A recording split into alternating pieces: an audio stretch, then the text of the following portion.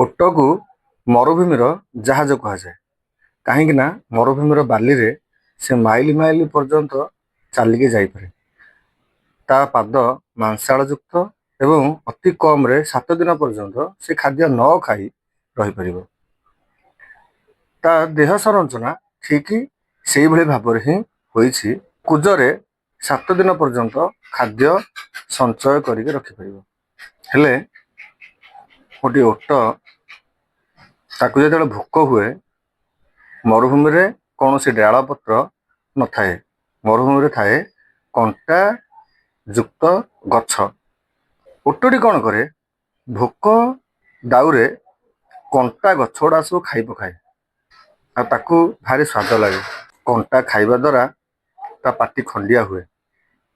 କେହି ଜଣେ ଛାଡ଼ିଛନ୍ତି ଓଟ ପାଟି ଖଣ୍ଡିଆ ହୁଏନି। ଆରେ ଭାଇ, କଣ୍ଟା ଯେକୌଣସି ଜାଗାରେ ଫୋଡ଼ି ହେବ, ନିଶ୍ଚିତ ଭାବରେ ଖଣ୍ଡିଆ ହିଁ ହେବ ଆଉ ରକ୍ତ ବି ବାହାରେ। ବିଚରା ଓଟ ଜାଣିପାରେନି ନିଜ ରକ୍ତକୁ ସ୍ୱାଦ ଭାବିକି କଣ୍ଟା ଗୁଡ଼ା ହିଁ ଚୋବେଇ ଚୋବେଇ ଖାଇଯାଏ।